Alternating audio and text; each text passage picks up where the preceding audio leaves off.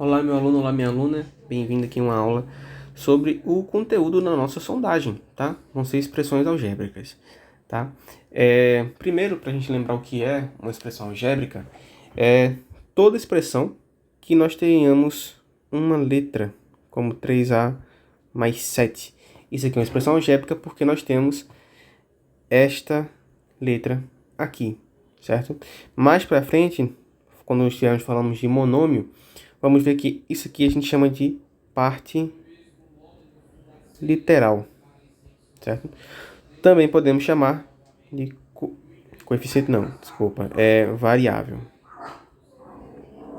Ou ainda incógnita, certo? Que é aquela parte que nós não conhecemos, certo? Então isso aqui é uma expressão algébrica. O que a gente precisa saber sobre expressões algébricas? É que elas podem ser classificadas em dois outros termos.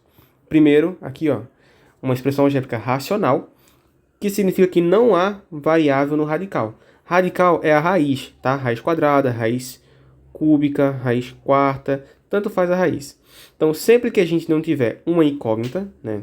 Não tiver isso aqui assim, ó, raiz quadrada de x, quando não for esse caso, nós caímos em uma expressão algébrica racional. E aí, por ser racional, a gente consegue caracterizar ainda em inteira ou fracionária. Ela vai ser inteira quando nós temos uma expressão onde, tendo uma fração, por exemplo, nesse segundo caso aqui, a incógnita, ou seja, as letras, não estão na parte de baixo do denominador, tá? Então, esses três exemplos não tem letra no denominador, né, embaixo, dividindo.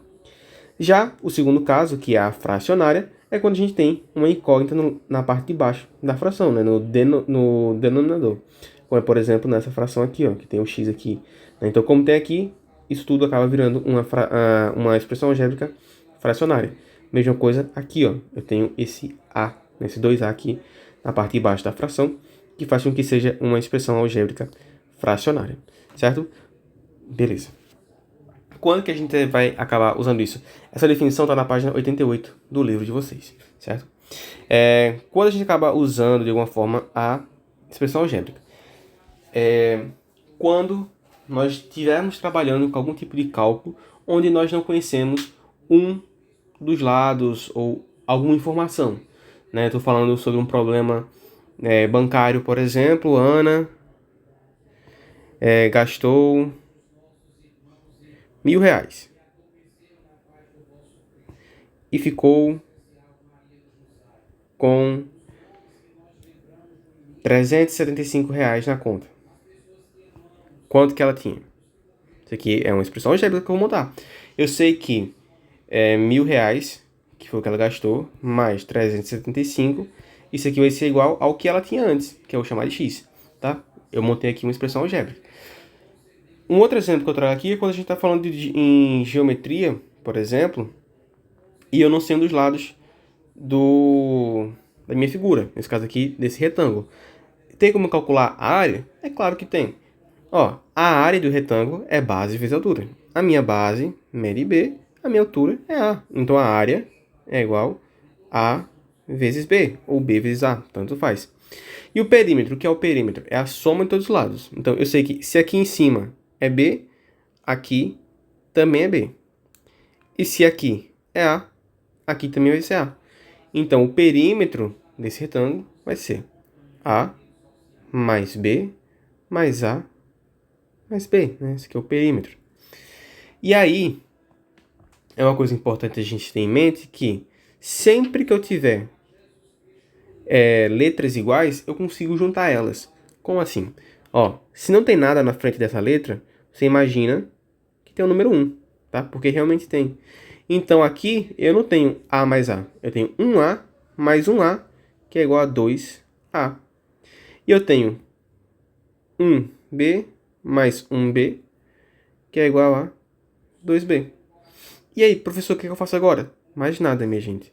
Se a gente não sabe o valor de A e o valor de B, não tem mais o que fazer. Nesses casos, a gente para bem aqui onde eu parei, certo? Então, são nesses casos que vão aparecer expressões algébricas. Mas, e se eu soubesse o valor de A e o valor de B, nesses casos? O que eu faria? Bom, então a gente entraria na questão de calcular um valor numérico, valor número não, né? Valor numérico, aqui, tá? De uma expressão algébrica. Então, ó, aqui, esse exemplo diz o seguinte, ó, 4a menos 2b, para a igual a 7 e b igual a menos 3. O que é que isso significa? Significa que o valor desse a aqui é 7. E esse b aqui é igual a menos 3. Então, para encontrar o valor numérico, tá? De novo aqui, não é número, é numérico. Tudo que eu preciso fazer é, nessa expressão algébrica aqui, substituir o a por 7 e o b por menos 3. E lembrar que entre esse 4 e esse a tem uma multiplicação, assim como esse menos 2 e esse b tem uma multiplicação. Então, ó, ficaria 4 vezes, qual é o valor de a? É 7. Então, 4 vezes 7, menos 2 vezes, quem é o valor de b? Menos 3. Aí, ó, como tem sinal aqui, eu vou colocar um parênteses, tá? E aí agora eu vou resolver. 4 vezes 7, 28. Menos 2 vezes menos 3. 2 vezes 3, 6. Menos com menos, mais. 28 mais 6. Isso aqui é igual a 34. Então, essa aqui seria o valor numérico dessa expressão aqui, 4a menos 2b. Professor, é só isso? É só substituir? É só substituir, tá? Não tem nenhum mistério. Vou fazer aqui do lado essa segunda, tá? Que diz x mais 3y dividido por x ao quadrado menos 1 para x igual a 3 e b igual a menos 2. O que eu vou fazer? Eu vou reescrever essa expressão substituindo. Onde tem x eu vou colocar 3. Então, x mais 3y, no lugar do x eu coloco 3, mais 3y, no lugar do y eu vou colocar o valor dele, que é menos 2. Então, vezes menos 2. Dividido por x ao quadrado menos 1. X é 3, né? Então, 3 ao quadrado menos 1. Primeiro, a gente vai resolver aqui agora essa multiplicação, né? Tomem cuidado, esse mais aqui a gente deixa para depois, tá? Primeiro, multiplicação. Então, vou repetir o 3, né? Esse 3 aqui. Mais 3 vezes menos 2, mais com menos. Menos 3 vezes 2, 6. Dividido por 3 ao quadrado, 9. Menos 1. Continuando aqui, 3 menos 6, sinais diferentes, faz uma continha de menos, então 6 menos 3 dá 3, repete o sinal do número maior. O maior é o 6 e o sinal dele é negativo. E embaixo, 9 menos 1, 8. Tem mais o que fazer? Não, não dá para simplificar, não dá para fazer mais nada. Então esse aqui é o valor numérico dessa expressão algébrica, tá? Então, para esses casos, a questão, alguém vai ter que falar para vocês o valor das incógnitas, né? O valor das letras. E substitui, não troca sinal, você coloca do mesmo jeito que tá, certo? E resolve a questão. Só que existem restrições para o cálculo de um valor numérico de uma expressão algébrica, certo? Essa expressão aqui que a gente acabou de calcular, x mais 3y mais dividido por x ao quadrado menos 1, nós conseguimos encontrar restrições para ela, tá? Mas eu primeiro vou mostrar aqui embaixo e depois a gente fala sobre isso. Sobre ali, tá? E qual é a restrição para uma fração? É muito importante saber porque vai cair em prova isso. Essa parte aqui, ó, o denominador, ela tem que ser diferente de zero. Então, se eu perguntar qual é a restrição para resolver essa conta? Bom, a mais b tem que ser diferente de zero. Tá?